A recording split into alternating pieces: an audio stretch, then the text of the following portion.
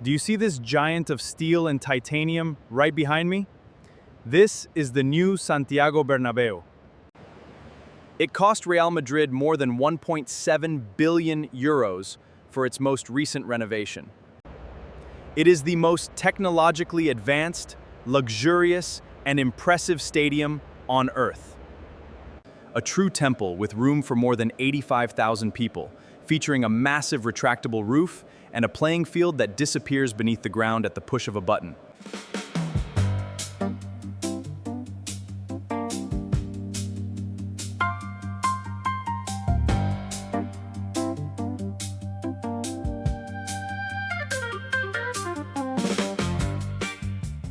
Today, everything here reflects extraordinary wealth and a level of power that no other football club in the world can match.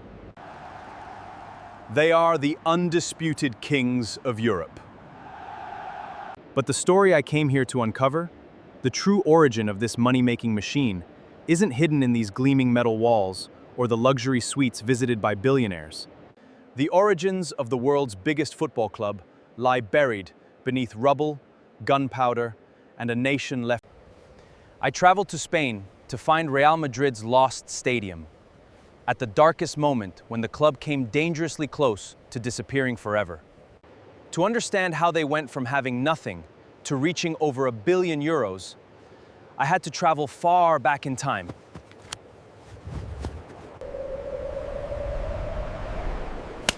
Madrid, late 1930s. What I found in the official archives has absolutely nothing in common with the glamorous Champions League image you know today. The Spanish Civil War had transformed the capital into a city living under the shadow of war. And Real Madrid, the very club that today signs the world's biggest stars without a second thought, was struggling just to survive. The club was completely bankrupt. There was no money left. Most of the squad had disappeared, and worst of all, the club no longer had a place to play. I followed the old roads and walked through Chamartín, then a neighborhood on the outskirts of Madrid that was home to the club's first great stadium. What I found in the records from that time was both devastating and deeply shocking. The old Campo de Chamartín, which had welcomed thousands of supporters just a few years earlier, had been taken over during the war and repurposed into a military storage site. The fences and the wooden stands didn't simply collapse with time. They were torn down by local residents and used as firewood to keep families warm through one of the harshest winters of that difficult period. The pitch, once a perfect green carpet, had been reduced to a lifeless expanse of mud and scarred earth. Real Madrid was not an empire. At that moment, it was simply a club struggling to survive. To understand how they managed to get out of that absolute mud straight to the top of the sport, I focused on those who refused to abandon ship. While clubs from other regions managed to maintain some basic structure, Real Madrid's board was made up of a handful of exhausted survivors. They met in the back of a shirt shop in the capital because the official headquarters had been bombed. They had no boots, the balls were gone, and the safe was empty. But it was exactly in the middle of this dust and collective despair that a man emerged with a monumental obsession. A man who looked at those smoking ruins and decided he would build the biggest Colosseum in Europe without having a single penny in his pocket. His name was Santiago Bernabéu. When Santiago Bernabéu took over the presidency of Real Madrid in 1943, the situation was even more critical than people imagined. He wasn't an oil billionaire or a tech magnate. He was a former player, a man who knew the smell of the locker room and who had fought in the war. I walked the corridors of Madrid's historical archive, trying to understand what was going through his head. Any normal person would have focused on just paying the bills and building a modest team to survive the crisis. But Bernabeu did exactly the opposite. He looked at the ruins of the old stadium and decided that Real Madrid would have the largest and most modern arena in all of Europe. He wanted a capacity for 100,000 people in a country that barely had enough to eat. The newspapers of the time called the project Bernabeu's madness. Building a work of that magnitude in a post-war Spain was considered an absolute delusion. There was no iron, no cement, and mainly, no credit. The banks simply laughed in his face. No financial institution in the country wanted to lend money to a bankrupt club to erect a coliseum in the middle of a destroyed neighborhood. That was exactly when the true face of the Madrid Empire began to be forged. I visited the exact location where the first signatures were collected. Without support from investment banks, Bernabeu appealed to the only force left on those streets: the fans themselves. He launched a system of club bonds and titles. They were pieces of paper promising to return the money with interest many years later. Ordinary workers, laborers, bakers, and mechanics took the little money they had saved under their mattresses to finance that man's dream. They weren't buying tickets, they were buying the bricks. In 1944, heavy machinery began to tear the earth. More than 200,000 cubic meters of dirt were moved, much of it by hand and with improvised equipment. The construction of the new Chamartín became a symbol of resistance. While the whole of Europe was plunged into the chaos of the Second World War, there, on the outskirts of Madrid, a mountain of concrete began to rise against all odds. And today is the big day. We're here on the exact day of the grand opening. The atmosphere here is absolutely incredible. Today marks the opening day, and we're about to witness the very first match played in this stadium. We're in the closing minutes, and the home side is comfortably ahead. Can you imagine if they lost on opening day? I close my eyes and try to imagine the noise of that time. The heavy sound of pickaxes, the sweat of the workers mixed with the dry dust. It was a scene of brutal effort. And even with all the predictions playing against them, in December 1947, the Giant finally opened its doors.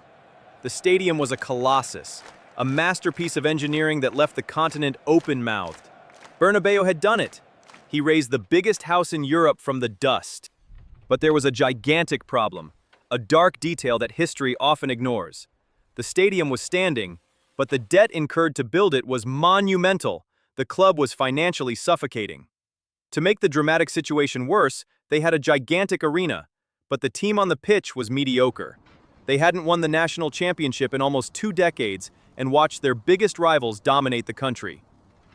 Real Madrid had built the biggest theater in the world, but it lacked the main actors. And if that stadium didn't fill up every Sunday, bankruptcy would be certain. Bernabeu needed a miracle, or rather, he needed a historical theft.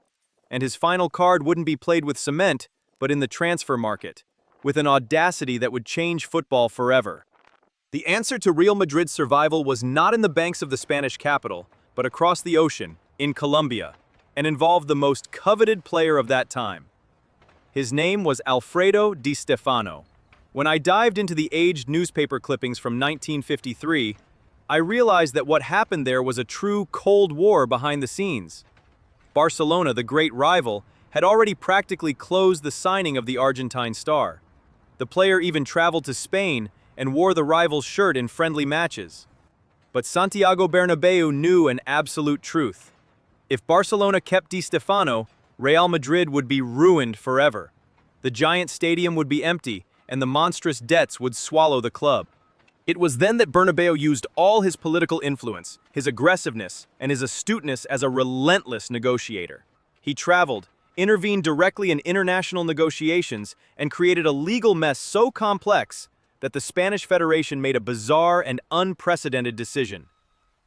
They determined that the player should play in alternating seasons for each of the clubs.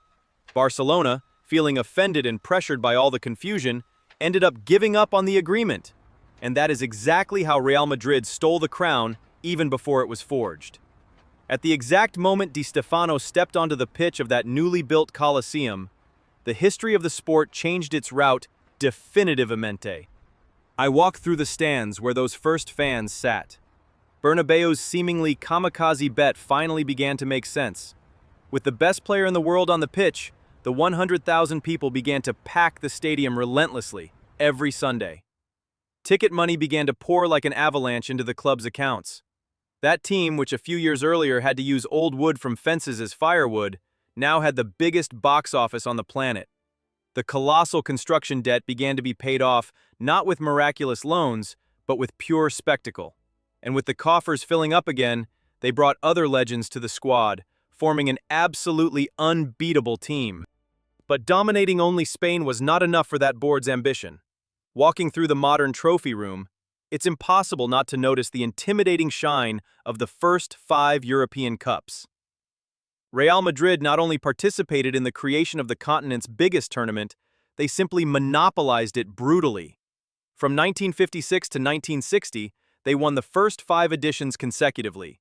They became the unquestionable kings. That vacant lot, dirty with dust and destruction from the Civil War, was now the epicenter of world football. The club proved to history that its empire was not bought artificially, but built with bricks of extreme risk and genius backstage maneuvers. However, the story does not end in this glory carved in the past. To understand what Real Madrid is today and how this exact same survival DNA still runs in the veins of the current club, I had to look at the latest and most impressive renovation. The transition from that classic cement stadium to the true titanium spaceship of the 21st century carries exactly the same mentality of risk and power that saved the club from bankruptcy. What is hidden beneath that retractable roof today is the final and definitive piece of this monumental puzzle. Real Madrid's new home is not just an aesthetic renovation, it is the definitive proof that the club plays a different sport from the others. I traveled back to Madrid and stood in front of the twisted metal colossus that now dominates the city's skyline. The metallic facade shines under the Spanish sun, reflecting a modernity bordering on science fiction. But while most see only a beautiful stadium, I see the same calculating mind that saved the club in the 1940s. Florentino Perez, the current president, acted with the same brutal audacity as Santiago Bernabéu. When the 2020 pandemic paralyzed the entire world and sank the finances of most European clubs, Real Madrid accelerated the works. While rivals were counting coins, Real Madrid was raising cranes. The club voluntarily plunged into €1.8 billion in loans to transform the stadium into a money-making machine. It wasn't just about having a prettier pitch, it was about guaranteeing survival in the next century. I walked on the retractable pitch. This is an engineering system so complex that the entire pitch folds up and disappears into a subterranean cave 30 meters deep, with temperature control, artificial light, and automated irrigation. With the pitch protected, the stadium can host basketball, tennis, fairs, and even music concerts on the same weekend, without ruining the grass. This is no longer just a place to watch football on Sundays. The Bernabeu was designed to pulse 365 days a year. It is a financial ecosystem designed to generate astronomical revenues, estimated at up to €400 million per season just with events and space exploration. When clubs funded by petrodollars try to buy the crown with infinite money, Real Madrid responds by turning its own home into an impenetrable bank. And that is the great lesson of this time travel. People look at Real Madrid and say, it's a team of rich people. They see the players with millionaire salaries, the luxury cars, and the shiny cups. They complain that the club buys success. But what I saw in this investigation was exactly the opposite. Today's money is the direct result of the blood and dust from 80 years ago. Real Madrid's wealth didn't come from a sheikh or a foreign investor who decided to play at owning a football team. It was forged in absolute misery, with bankrupt workers donating their last pennies to erect a stadium amidst the ruins of a civil war, and a brilliant mind that risked the club's very existence on an absurd contract. With every brick swapped for titanium plates, the club proves that its true strength is not in its bank account. Real Madrid's strength lies in the unbreakable ability to survive rock bottom and use its own tragedy as a foundation to build an immortal empire. Today's royalty was forged in yesterday's dust, and as long as the Bernabeu stands, no rival will be able to rewrite this history. Comment down below which club or stadium you want me to investigate in the next video, because this journey through football's dark history is just beginning. So what did you think of this video? If you made it all the way to the end, don't forget to subscribe to the channel, it really helps me out. And let me know in the comments what story you'd like to see me travel back to next.